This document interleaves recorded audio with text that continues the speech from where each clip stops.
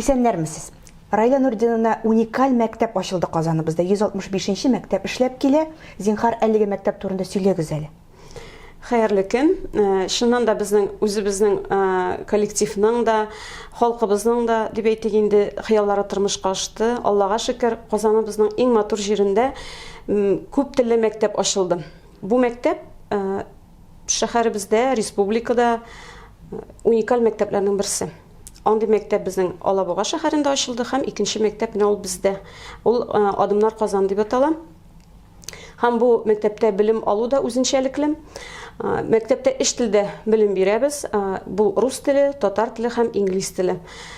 Балалар димәк эш телдә дә аңларлык, сөйләшерлек, шундый балалар үстереп чыгарабыз мәктәбебездә. Белемле балалар, акыллы һәм сәләтле, киләчәктә халкыбызның зыялы шәхесләре үстерергә хыялланабыз. Яңа Сайын районында 2 бина урнашкан, 2 зур бина, Бондаренко урамында һәм Читаева урамында.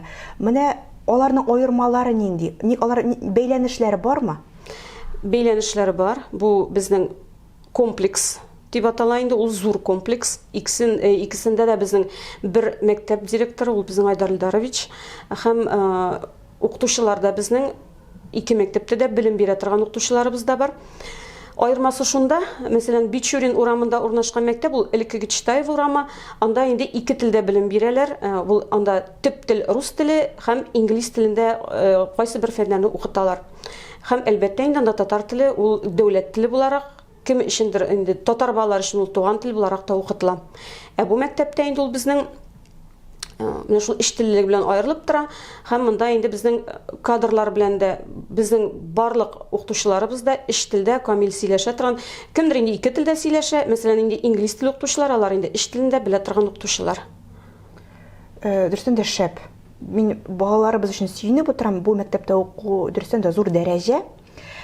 Мәктәптән мәктәп программасыннан кала дип әйтим, әйме? Тагын нинди өстәмә түгәрәкләр эшләячәкме? Спорт ягы ничек каралган? Менә шуның турында сөйләгезче. Безнең түгәрәкләр булачак, чөнки безнең мәктәп ул тулы көн мәктәбе шикелле эшләячәк.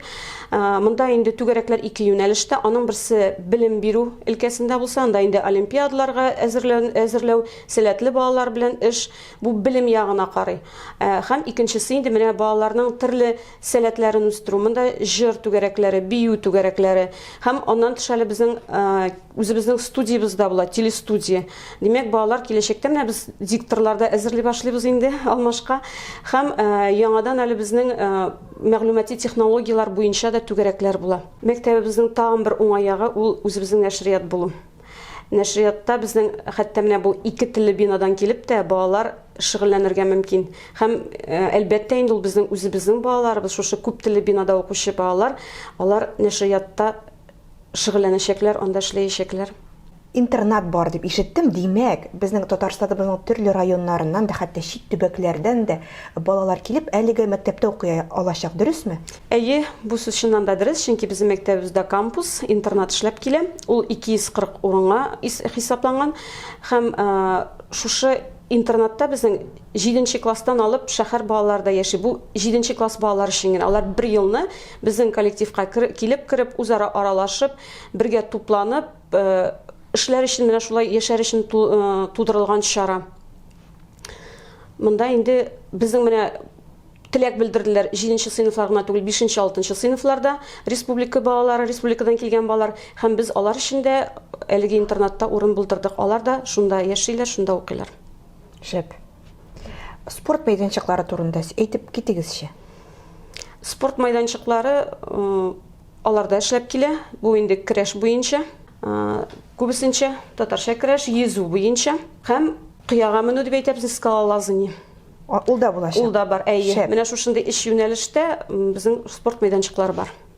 Дөрестән дә зур эш башкарасыз. Әмма алга таба тагын нинди проектлар көтәргә безгә? Алга таба без үсеш өстендә. Җәйдән безнең эшли башлый сәләтле балалар өчен лагеребез, ул Киров районында урнашкан була.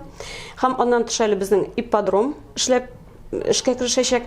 Яңадан агроферма, монда инде яшелчәлек буенча да, һәм шулай ук тарих, археологик түгәрәкләр менә шулындый аланнар эшләячәк. Димәк, балалар үзләре атта йөрәячәкләр.